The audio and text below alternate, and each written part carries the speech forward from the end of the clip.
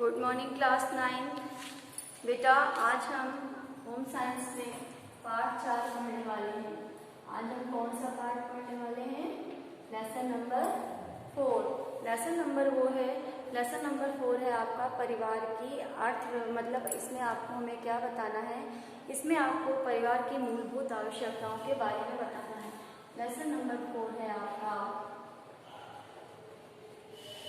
परिवार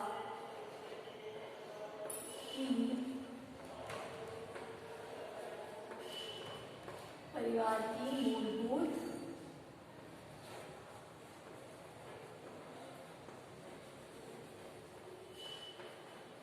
आवश्यकताएं। तो लेसन क्या है आपका? परिवार की मूलभूत आवश्यकताएं।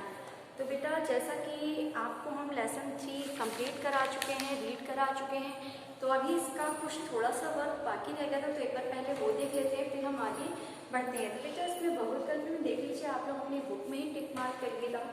तो इसका फर्स्ट है आपका कार्य व्यवस्था का सिद्धांत। तो आप इसमें टिक करेंगे आपसी सहयोग। इसमें टिक मार्क आपको करना है आपसी सहयोग पर। फिर है आपका कार्य व्यवस्था पर कुप्रभाव डालने वाले कारक। कार्य व्यवस्था पर कुप्रभाव डालने वाले कारक कौन कौन से हैं? भौतिक साधनों की कमी, पारिवारिक सदस्यों का सहयोग और कार्य कुशलता में कमी।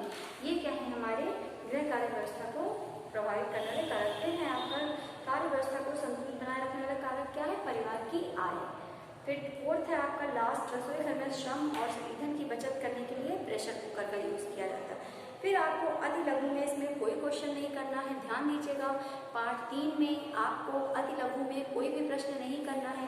लघु उत्तरी में आपको ओनली 1 प्रश्न करना है। समय और शक्ति को बचाने वाले उपकरणों के नाम लिखिए। ओनली 1 क्वेश्चन करना है। दीर्घ उत्तरी में आपको question number 1 and question number 4 करना है। इसके बाद आपका आता है लेसन नंबर 4, गृह व्यवस्था की परिभाषा। तो सबसे पहले देख लेते हैं परिवार की आय और व्यय पर का नियंत्रण होना। परिवार की आय तथा व्यय पर नियंत्रण होना आय का गृह संरचनात्मक कार्यों का व्यय गृह अर्थव्यवस्था कहलाता है। अर्थात परिवार की आय धन का वह प्रवाह है जिसमें धन, वस्तुओं, सेवाएं, संतोष से निहित होती है। मतलब जिसमें आपको कोई भी चीज करने से पहले आपको आय और व्यय का पूर्वानुमान से निहित होती है। गृह अर्थव्यवस्था की परिभाषा होती है। गृह अर्थव्यवस्था के लक्षण। तो गृह अर्थव्यवस्था के क्या लक्षण हैं? तो देख लीजिए। सबसे पहले मुखिया की भूमिका। हर परिवार का अपना एक मुखिया होता है। हर परिवार का अपना एक मेंबर होता है जो मेन होता है। जैसे आप सभी के घर में या तो आपके ग्रैंडफादर होंगे, आपके दादाजी मुखिया होंगे, या फिर आपके पापा मुखिया होंगे। तो मेन जो सबसे हेड होता है, हेड ऑफ द फैमिली, उसे हम क्या बोलते हैं? मुखिया। फिर आता है न्यूनतम व्यय, अधिकतम उपयोग, कि आप अपनी आय का अधिकतम उपयोग किस क्षेत्र में अधिक कर रहे हो।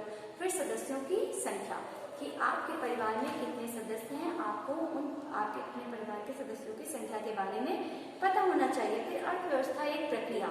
अर्थव्यवस्था क्या है? अर्थव्यवस्था किस प्रकार की प्रक्रिया है, इसके बारे में हमें पता होना अति आवश्यक है। फिर आता है जीवन स्तर, कि आप उच्च स्तरीय जीवन स्तर आप करते हो, मध्यम वर्ग के जीवन है, निम्न वर्ग का। तो 3 वर्ग होते हैं, निम्न वर्ग, उच्च वर्ग और मध्यम वर्ग।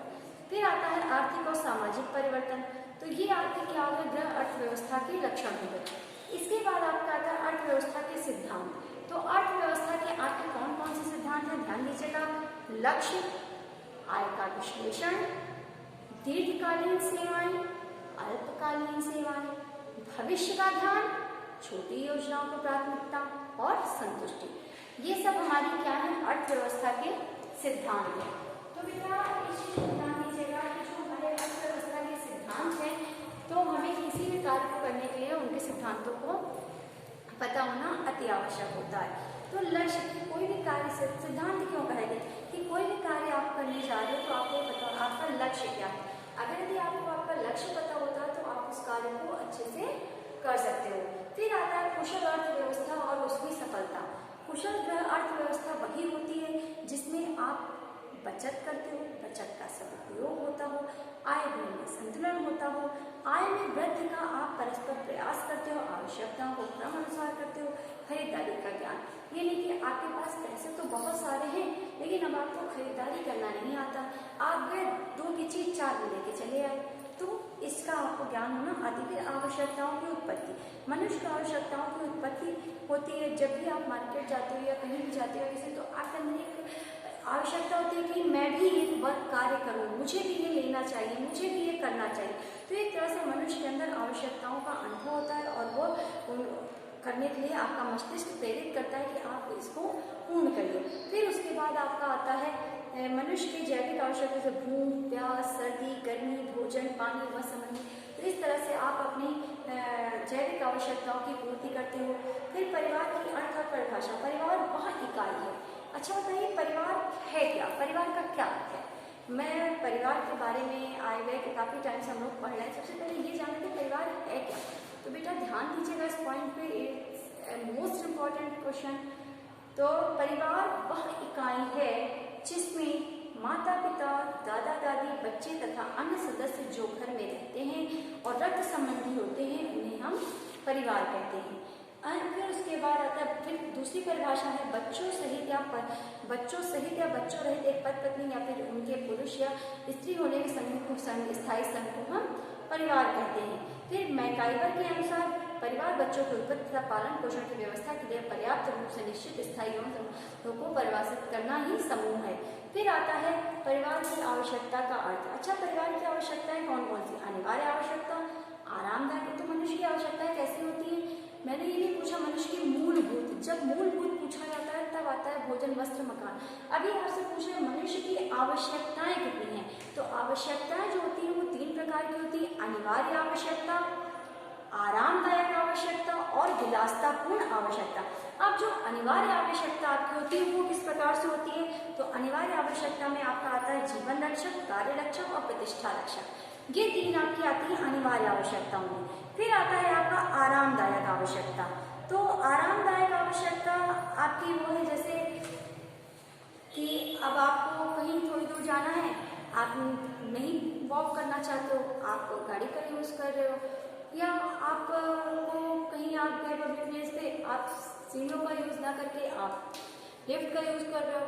तो ये एक आरामदायक आवश्यकता है। फिर आ जाता है विलासता संबंध, जैसे हानि रहित आवश्यकता और हानिकारक। कि विलासतापूर्ण जो आवश्यकता होती है वो 2 प्रकार की होती हैं। कौन कौन सी? हानि रहित और फिर अनिवार्य आवश्यकताएं कौन कौन सी? इसमें जीवन रक्षक आपको बता चुके, जिसमें जीवन रक्षक के अंदर पौष्टिक भोजन, आवास, वस्त्र, शिक्षा की सुविधा, चिकित्सा, मनोरंजन, प्रतिष्ठा। तो देखिए आपको एक चार्ट आपके बुक में आप देख सकते हैं दिया हुआ है, ये देखिए आवश्यकता के अनुसार आपका देखिए बताया गया चार्ट यहाँ पे देकर ये आप देख सकते हैं, अगर अभी आपको दिखाई दे रहा है तो। फिर उसके बाद आपको क्या करना है इसमें कि इस चार्ट को आप अच्छे से देखिए कि इसमें आपको क्या बताया गया है। इसमें आपको ये बताया जा रहा है कि आपकी आवश्यकताएं किस प्रकार से हैं, किस तरह से आप अपनी जीवन में आवश्यकताओं को पूर्ति करते हो। तो बेटा पौष्टिक भोजन की, जब भी आप भोजन पका रहे हो तो आपको भोजन की पौष्टिकता का ध्यान होना अधिक जरूरी है कि आप जो भी भोजन बना रहे हो वो पूरी तरह से पौष्टिक है या नहीं है, उसमें पर्याप्त मात्रा में प्रोटीन, विटामिन मौजूद हैं या नहीं। फिर शिक्षा की आ जाती है, आवास और वस्त्र कि आप कहाँ रहते हो, आपके कपड़ों की, ये सारी जरूरतें आ जाती हैं आपकी। फिर आता है आपका विलासतापूर्ण, विलासता और सुरक्षा। जैसे विलासतापूर्ण में आपका सोने का आभूषण है, हानिकारक। तो ये सब चीजें आपकी एक आरामदायक, आपको लेना मतलब जरूरत नहीं है फिर भी आप उसे ले रहे हो। तो जो चीज जरूरत की है उसे हमें पहले पूरा करना है, ना कि आपको वेस्ट यूज करना है। फिर आता है आवश्यकताओं का निर्धारित तत्व। तो आवश्यकताओं का निर्धारण, मनुष्य की आवश्यकताएं असीमित होती हैं। आज के वैज्ञानिक युग में भी मनुष्य की आवश्यकताओं की वृद्धि हो रही है, उसे अत्यंत महत्वाकांक्षी बना दिया। मनुष्य की जो आवश्यकताएं हैं उसने हमें महत्वाकांक्षी बना दिया। मनुष्य एक ही बार में पूरा करना, अपनी सारी आवश्यकताएं वो एक ही बार में पूरा करना चाहता है, और इसका असर निम्न तत्वों के द्वारा ही आवश्यकताओं को निर्धारण किया, जैसे भौगोलिक यानी भौतिक तत्व, आर्थिक तत्व, सामाजिक प्रथाएं, रीति रिवाज, शारीरिक तत्व, धार्मिक, नैतिक, शिक्षा, स्वभाव। तो आवश्यकताओं के निर्धारित तत्व आपके कौन कौन से हैं?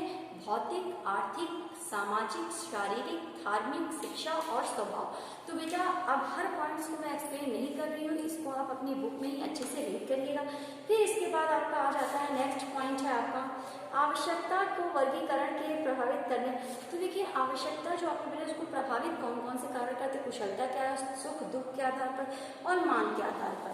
फिर आवश्यकताओं की पूर्ति का जो आप क्रम बनाए, जो कि आप तालिका बनाए, उसमें आपको किन किन चीज़ों को शामिल करना चाहिए, जैसे भोजन, वस्त्र, आवास, स्वास्थ्य, शिक्षा, चिकित्सा, मनोरंजन, विलासता, मनोरंजक, आकस्मिक व्यय के मान लिया अचानक, अब आप पूछोगे आकस्मिक व्यय या बचत में हमने क्यों बताया, मान लिया किसी टाइम आपको आप ये मान के चलिए एग्जाम्पल, जैसे मान लिया आपको कहीं से 100 रुपए की अर्निंग होती है, और आपको किसी मंथ में 100 की बजाय आपको 400 की अर्निंग हो गई, तो अभी जब आप 100 रुपीज ले रहे थे तभी आप अपने सारे वर्क कर रहे थे, अभी जब 400 आप ले रहे हो तभी आप वही वर्क, तो आपका 300 आपका क्या हो जाता है, आपका बचत आ जाती है, यानी कि आपकी बचत आ जाती है जो आपको अचानक से कहीं से प्राप्त हो जाती है। फिर उसके बाद आपका आ जाता है आकस्मिक, इसको कहते हैं आकस्मिक बचत। फिर आपका आता है आकस्मिक व्यय कि अभी आप या किसी को चोट लग जाए या कोई बीमार पड़ जाए या किसी की डेथ हो जाए या किसी की शादी ब्याह आ जाए, कोई फंक्शन आ जाए, तो ये सब अचानक आते हैं, तो इसके लिए आपको हमेशा बचत करके चलनी चाहिए। ये तो जो लोग बजट में बचत का प्रावधान नहीं रखते वो हमेशा रेट में दबे हुए रहते हैं, इसलिए हमेशा इन बातों का हमें बहुत अच्छे से ध्यान रखना चाहिए। फिर इसके बाद आता है आपका प्रश्नावली। तो बच्चों उम्मीद करती हूँ कि चैप्टर आपको अच्छे से समझ में आया होगा। इस चैप्टर में कुछ भी नहीं है, देखा जाए तो इसमें आपकी पर्सनल आवश्यकताओं के बारे में बताया गया कि मनुष्य की कौन कौन सी आवश्यकताएं होती हैं और हमें उन्हें कैसे पूर्ण करना चाहिए। तो बेटा ध्यान देने योग्य बातें ये हैं कि आप इस चैप्टर को बहुत अच्छे से रीड करिएगा, पढ़िएगा। जहाँ पर भी आपको कुछ नहीं समझ में आता है, मैं फिर से दोहराती हूँ, आई विल रिपीट यू, कि जहाँ भी आपको नहीं समझ में आता है आप अपने व्हाट्सएप ग्रुप पे या फिर मेरे पर्सनल नंबर पे आप क्वेश्चन करके पूछ सकते हैं। अपना वर्क कंप्लीट रखिए, जहाँ पर जो भी पॉइंट नहीं आता उसे तुरंत पूछिए। फिर आपकी देखिए प्रश्नावली, इसमें मैं बता रही हूँ, आप टिक आउट करते चलिए। फर्स्ट है आपका मुखिया का दायित्व क्या है, तो मुखिया का दायित्व क्या है, धन कमाना। क्या दायित्व है, धन कमाना। फिर है सेकंड आपका विलासतापूर्ण आवश्यकताएं कितने प्रकार की होती हैं, विलासतापूर्ण आवश्यकताएं 3 प्रकार की होती हैं। फिर मनुष्य की आवश्यकताएं कैसी हैं बताइए, असीमित। किसमें टिक मार्क करेंगे, असीमित पे। कीमत घटने या बढ़ने पर किस आवश्यकता प्रभाव, जब कीमत किसी चीज घटती या बढ़ती है तो किस प्रभाव नहीं पड़ता, आवश्यकता पे। फिर आता है गृहिणी को बजट के समय कितने समय के लिए बनाना चाहिए। गृहिणी को जो बजट होता है वो कितने समय के बनाने के, साल भर के लिए, एक साल। आपको पता है कि पूरे साल में क्या होने वाला है, तो कम से कम आप 1 महीने का बजट बना सकते हैं, जिसको बनाने से आपको बजट में आपके बचत का प्रावधान रहेगा और आपको एक भविष्य में आने वाली समस्याओं से या किसी भी प्रकार की आकस्मिक कोई भी चीज आ जाए आप उससे आसानी से बाहर निकल सकते हो। आप बेटा ध्यान दीजिएगा, इसमें आपको क्वेश्चंस कौन कौन से टिक मार्क करने हैं, अनिवार्य आवश्यकताएं कौन कौन सी हैं। तो बेटा आप देख लीजिए आपकी अनिवार्य आवश्यकताएं कौन कौन सी, ये आपका पेज नंबर 30 पर सबसे लास्ट में दिया हुआ है, परिवार की मूलभूत आवश्यकताओं का प्रकार और वर्गीकरण। इसमें आप देख सकते हैं अनिवार्य आवश्यकताएं कौन कौन सी, जीवन रक्षक, पौष्टिक भोजन, आवास, वस्त्र, शिक्षा। तो आप देख सकते हैं पेज नंबर 31 पे आपको इसका आंसर मिल जाएगा। अति लघु प्रश्न है तो इसको आपको शॉर्ट में लिखना है, ओनली नेम लिखने। तो कैसे लिखेंगे, अनिवार्य मनुष्य की अनिवार्य आवश्यकताएं निम्नवत हैं, नंबरिंग करेंगे। फिर नंबर 1 पे लिखेंगे जीवन रक्षक आवश्यकताएं, कार्य रक्षक आवश्यकताएं जैसे पौष्टिक भोजन, आवास, वस्त्र, शिक्षा, चिकित्सा। तो इस तरह से आप पॉइंट्स मिल देंगे। फिर है आपका नेक्स्ट बचत का क्या महत्व है। इस क्वेश्चन को आप लोग खुद से करिएगा, ये वेरी शॉर्ट क्वेश्चन है। बचत का मैं बार बार बता चुकी, इसलिए इस क्वेश्चन का आंसर मैं नहीं बताऊंगी। फिर है आपका लघु, मनुष्य की मूलभूत आवश्यकताएं बताइए। इस क्वेश्चन को आपको करना है लघु में, और लॉन्ग क्वेश्चन में आपको कौन कौन सा करना है, परिवार से आप क्या समझती हैं, परिवार का अर्थ स्पष्ट करते हुए उसकी परिभाषा दीजिए। एक ये क्वेश्चन आपको लॉन्ग का करना है और सेकंड क्वेश्चन आपको करना है गृह व्यवस्था को सुचारू रूप से चलाने के लिए किन सिद्धांतों को ध्यान में रखना चाहिए। तो ये क्वेश्चन, दोनों क्वेश्चन आपको आपकी बुक में पेज में क्वेश्चन नंबर 3 जो है गृह व्यवस्था को सुचारू रूप से चलाने के लिए किन सिद्धांतों का ध्यान रखना चाहिए। तो आप देख सकते हैं आपकी बुक में सिद्धांत दिए हैं पेज नंबर, एक मिनट बेटा, आपका सिद्धांत दिया हुआ है पेज नंबर 27 और 28 पे। तो आप इसी में से रीड करेंगे तो आपको इसका आंसर मिल जाएगा। फिर आपका क्वेश्चन नंबर 5, परिवार से आप क्या समझती हैं। तो परिवार की परिभाषा आपकी पेज नंबर 29 पे दी है। तो सबसे पहले तो आप परिवार की परिभाषा देंगे, फिर उसके बाद 3 राइटर के अनुसार, जैसे निम्कॉफ, मैकाइवर और बिसन्स के अनुसार परिवार की अलग अलग परिभाषा दी है। तो आपको जो भी उचित लगे आपको एक परिभाषा लिख दीजिएगा। उसके बाद परिवार का अर्थ स्पष्ट करना है, तो परिवार का अर्थ आपको उसके नीचे दिया हुआ है। फिर उसके बाद उसकी परिभाषा बताइए, तो आपको इन सबकी परिभाषा बतानी है। ठीक है बेटा, आज की क्लास के लिए इतना ही। Okay, thank you class 9। I hope आपको चैप्टर समझ में आ गया होगा। एनी प्रॉब्लम, अगर किसी को कोई प्रॉब्लम होती है, कुछ नहीं समझ में आता है, तो वो अपने बुक में क्वेश्चन करके या फिर अलग से क्वेश्चन करके पूछ सकता है, या फिर मेरे पर्सनल नंबर पे कॉल करके पूछ सकता है। ओके बेटा, class 9, thank you so much बेटा।